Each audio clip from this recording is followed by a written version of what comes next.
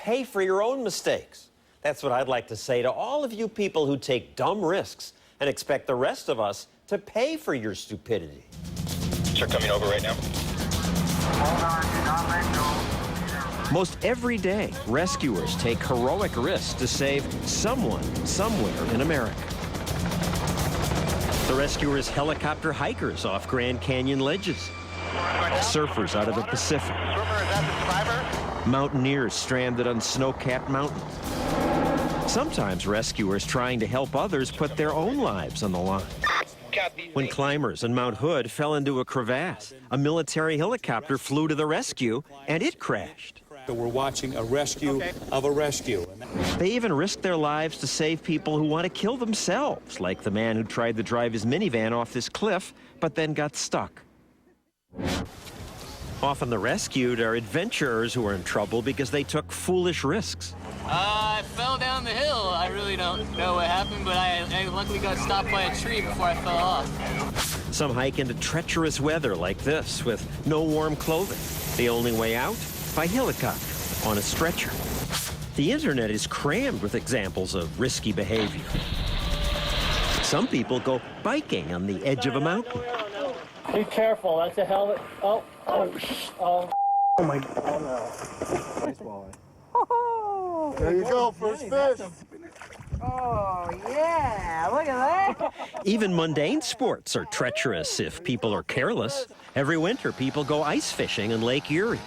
On this day, a TV crew went along as this group in an airboat went over this crack in the ice. Yeah, that's a crack that's always there every year that never heals up real good, so that's why we use airboats, so you can go home at night and see your kids. But most of the fishermen didn't use airboats. They went out on four-wheelers or by foot. That's risky if the wind were to open that crack in the ice. I see a big colony of guys that took their four-wheelers out here in a wind like this. That's not really a smart thing to do. That crack's going to get bigger and bigger as the day goes on. It sure did. Just a few hours later. The crack that we came across is now 20 feet of open water. So how are all those fishermen going to get back? 911, where's emergency? There's a 50-foot gap between the crack and the shoreline. There's probably 500 guys out there still. 21 government agencies responded to the rescue request. The good news, no one drowned. And the fishermen were happy. This is what it's all about right here. But hadn't they taken a foolish risk? This morning the ice looked bad. Going out, a lot of people said we wasn't going to go out, you know. When everything looked bad, we decided to go out anyhow. I'm a little bit upset right now with what I see going on. Sheriff Bob Bratton was angry that people ignored the weather.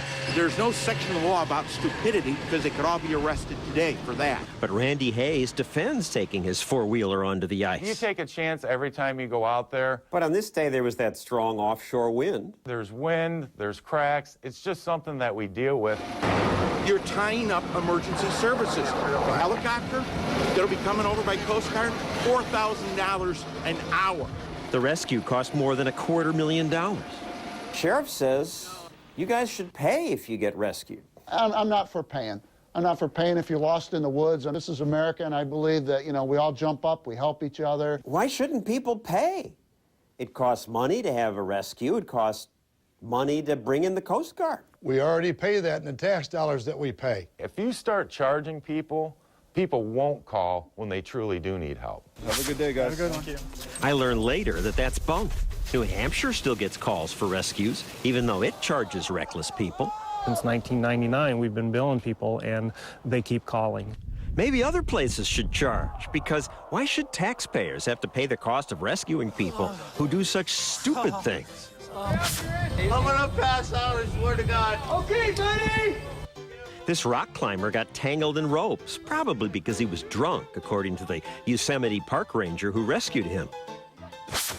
Would you be foolish enough to go into this Tennessee cave without gear to pull yourself back up? These young men did, and they got stuck. I think it was the thrill of going down in the hole and not thinking about getting back up.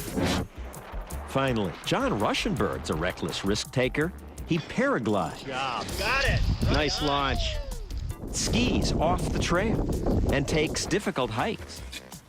In Moab, Utah, he hiked up this canyon. This time last year and camped right by the Colorado River. Then suddenly I was stuck. He was reckless, says Sheriff Jim Nyland, and he should pay for his rescue. Well, I mean, he had sandals on, and I believe there were thongs that he had on. They were, John admits. I was hiking in flip-flops. He thinks it's funny. This county started charging for rescues after spending $5,000 to pull this Jeep out of that crack in the canyon.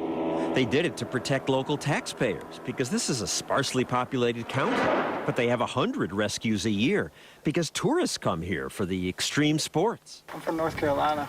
Montreal. Sacramento?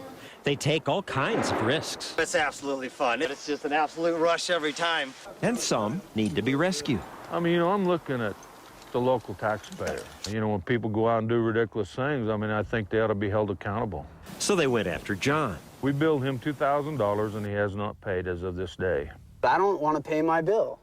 John wanted to talk to the sheriff about it. Hi. How are you? Good, man. Got some good shoes on today. Yes, I do. We were there when they met. I never placed a call. I never I know, asked but you asked somebody to call. You called her down that you needed help. I find it odd that you have no right to refuse when you can self-rescue. The sheriff had an answer for that. Well, you couldn't self-rescue. And get this, it wasn't John's first time. A few years back, he and his friends had to be helped off this mountain. John was hungover.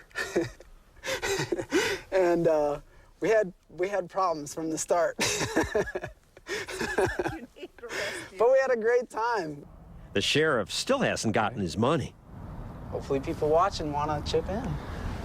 Well, I hope so, too. Oh, give me a break. Why should other people chip in to pay for people who bring it on themselves? They should take responsibility for the costs they impose on others.